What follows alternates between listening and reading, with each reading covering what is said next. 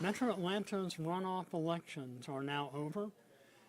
Donald Trump continues to fill out his final appointments for his historic cabinet, taking effect next January. A Georgia poll worker, a former Georgia poll worker, is facing charges of allegedly calling in a bomb threat.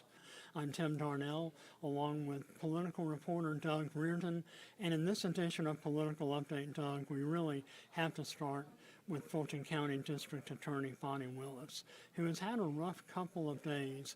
She has been ordered to turn over all of her documents that the U.S. House Judiciary Committee has been asking for over a year.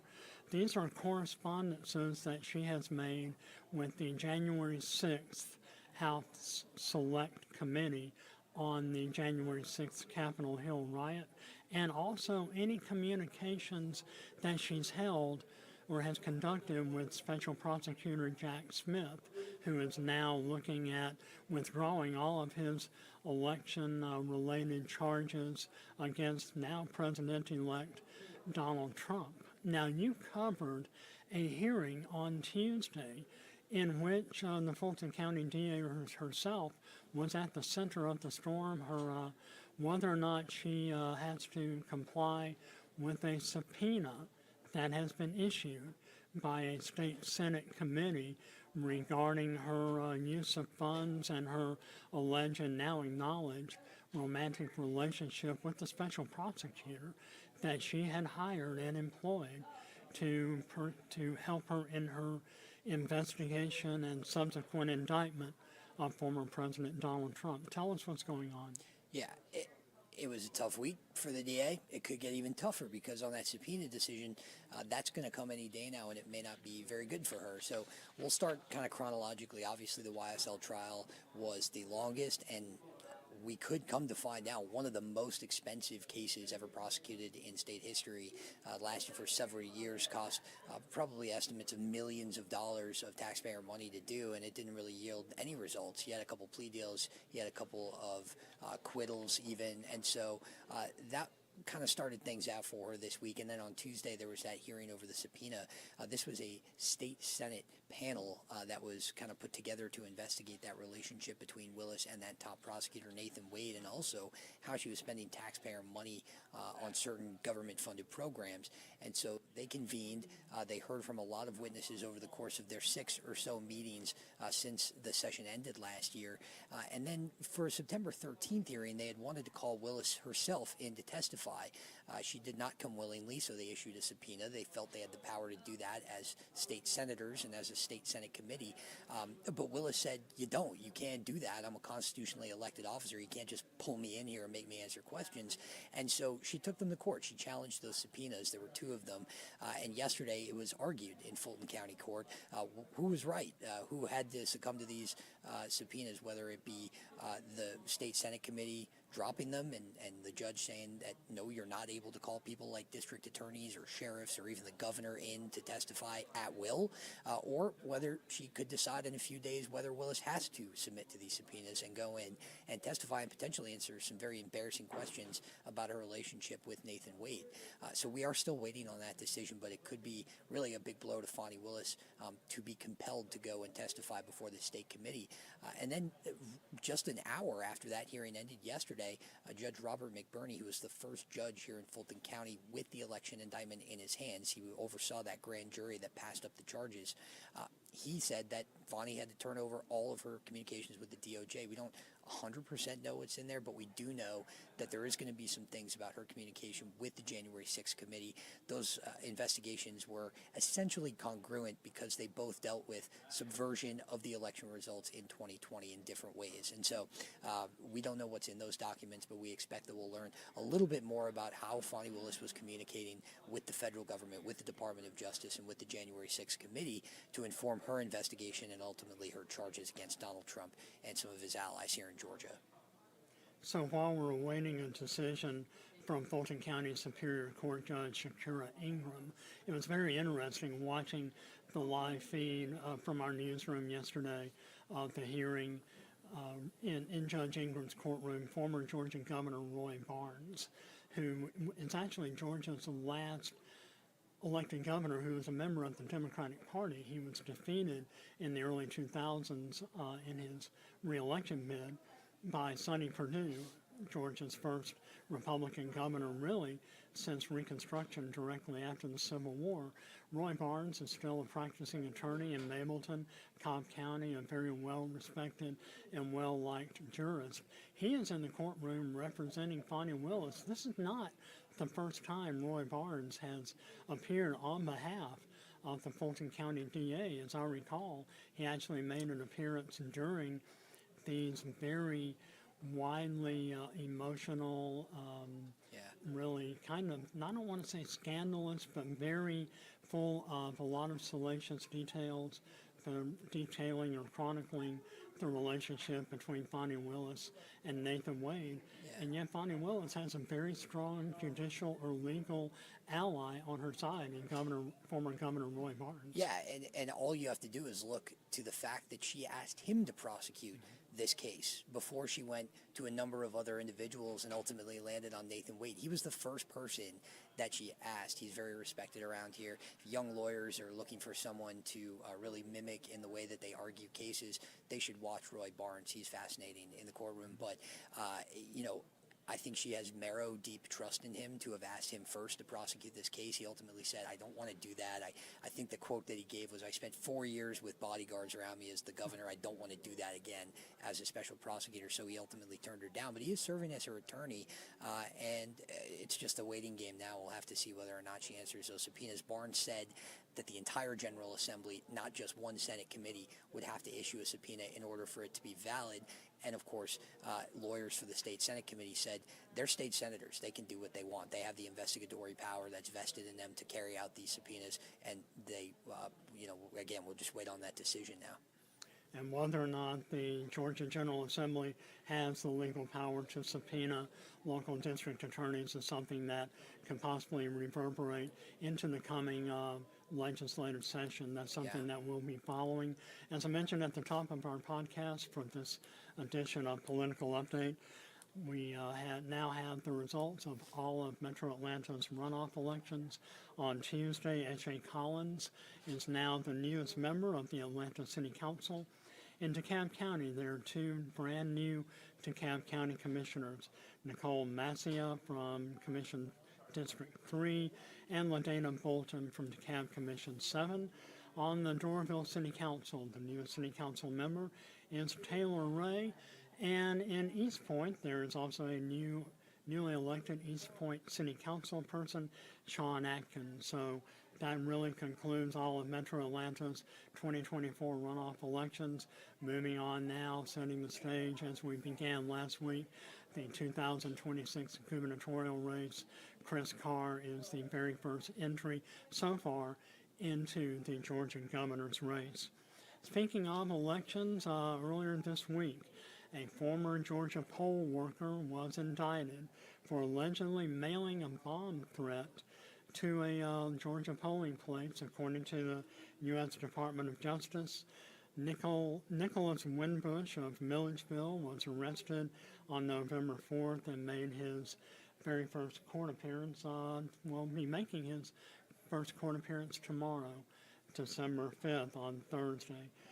Kind of a sad commentary that we had such a smooth election process this past year, Doug, and yet we still have instances where our electoral process is still kind of the subject of a lot of political upheaval. Yeah, it's a real shame when things like this happen, and they have happened here in Georgia. Way at the beginning of the election cycle, there was a letter filled with fentanyl that was mailed to Fulton County election workers at their headquarters in Union City. Obviously, Secretary of State Brad Raffensperger took that incredibly personally, obviously, one, because those are technically his employees, and two, because he had lost his son to a fentanyl overdose many years back, and so he had vowed that election workers would be safe, and, to some extent, he kept his promise, because this was a bomb threat that didn't matriculate, and so obviously that person will be in court report tomorrow. But I think it just kind of goes to show that no matter how smooth of an election you run, there's always going to be people who are upset with the process, upset with the people who carry it out, and it's really just a dangerous ideology that these folks have. And just a reminder that all of our poll workers and poll volunteers, poll watchers, the folks who men and women who man our polls every election season deserve all of our support and our thanks and our gratitude for making it possible for all of us to enjoy and exercise our constitutional rights to go out and vote. On a national level, the story that's really continues to dominate the nation's political headlines here in Georgia over Thanksgiving weekend, over the past weekend, President Joe Biden went back. Really, I don't think that there's any really way to sugarcoat it, but decided to renege on a commitment and a promise he made to American voters, and that was he was not going to pardon his son, Hunter Biden. Turns out he actually did so.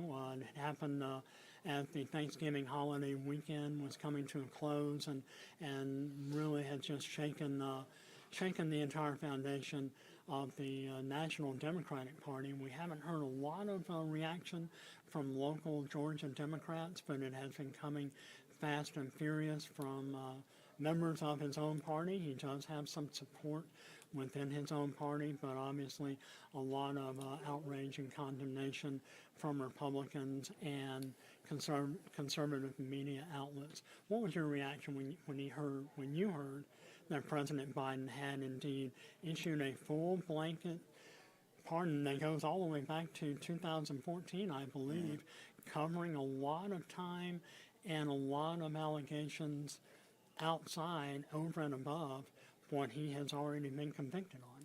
Well, I think, one, it's important to note that President Biden did not interfere in this investigation.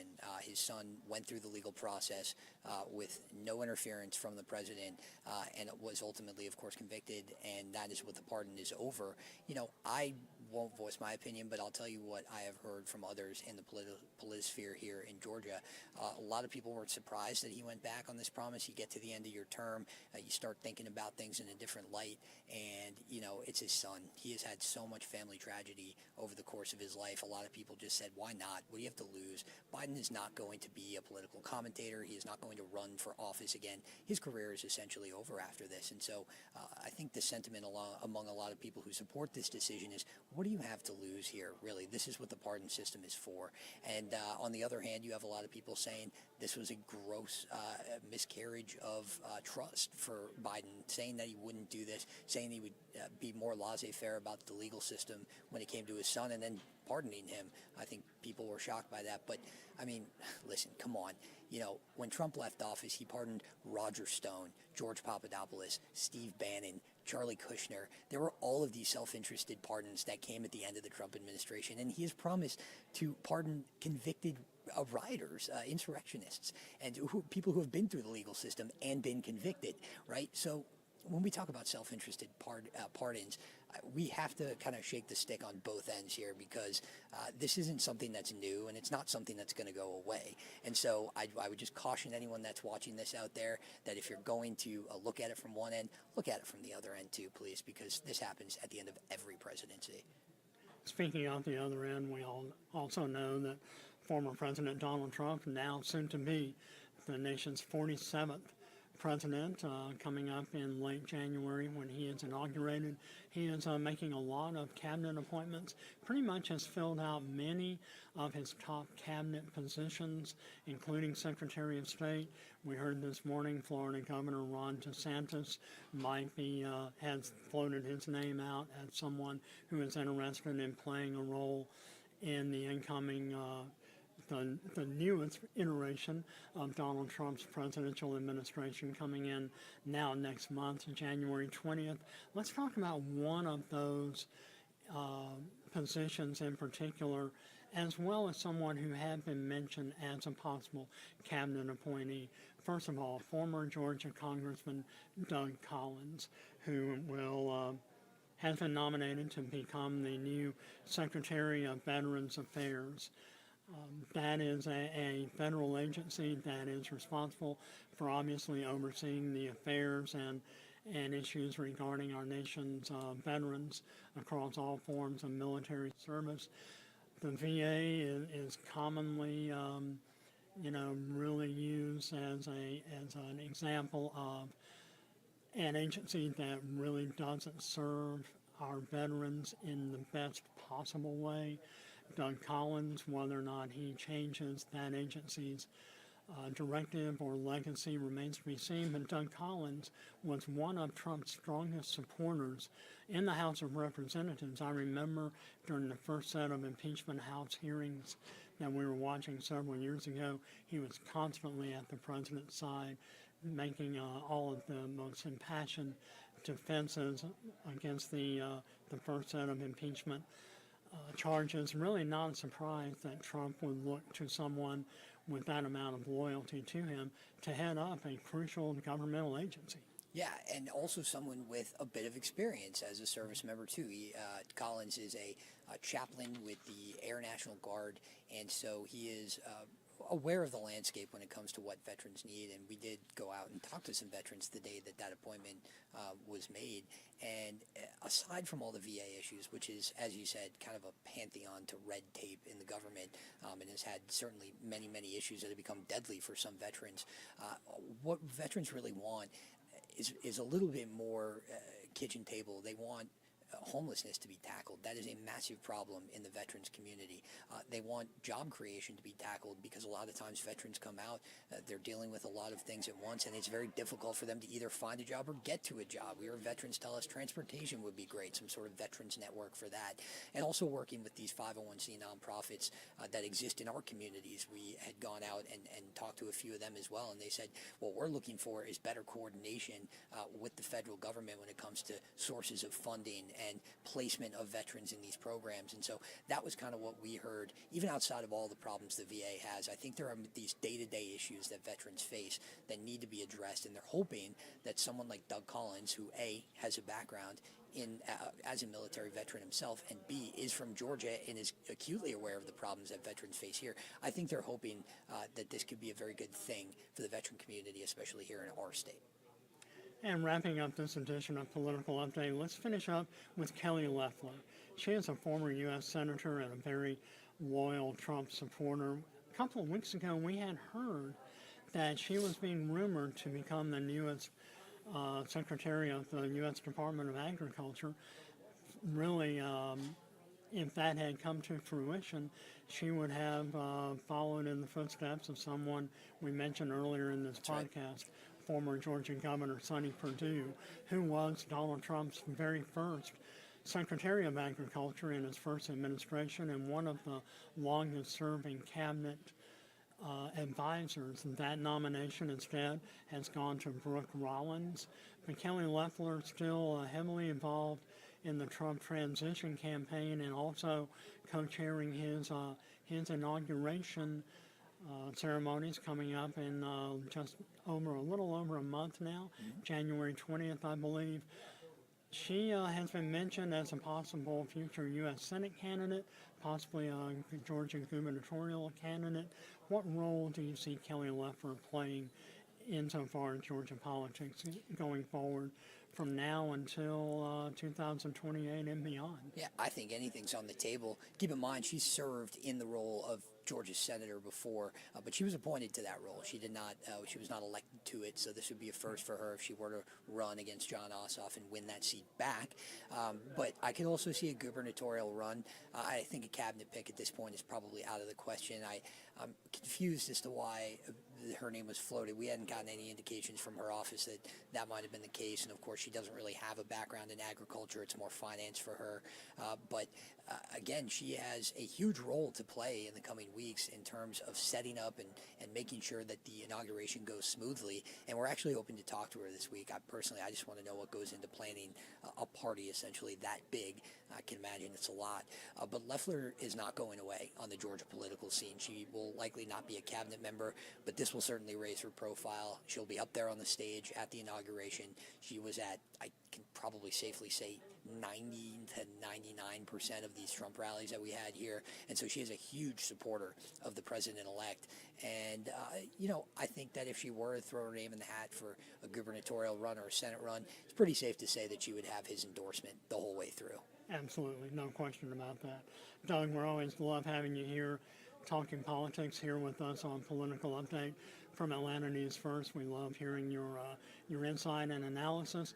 And we want to thank all of you for watching and listening and supporting Political Update throughout these past couple of years. We're going to continue to bring you all of the latest news and developments as Georgia continues its role as the #1 premier political battleground state in the nation. Reminder, you can watch and listen to all of our podcasts from here, Political Update, and all of our podcasts, I should say, from Atlanta News First on our YouTube page, and listen to wherever you listen to your favorite podcasts using whatever platform you prefer, be it Spotify, Amazon, Apple Music, or your favorite podcasting platforms. Catch Political Update each Wednesday at 1 or 1:30 p.m. on our YouTube channel and on all of our streaming platforms. Wishing everyone a very safe and happy holiday season, I'm Tim Darnell on behalf of Atlanta News First and Political Update. Thanks for watching and for listening.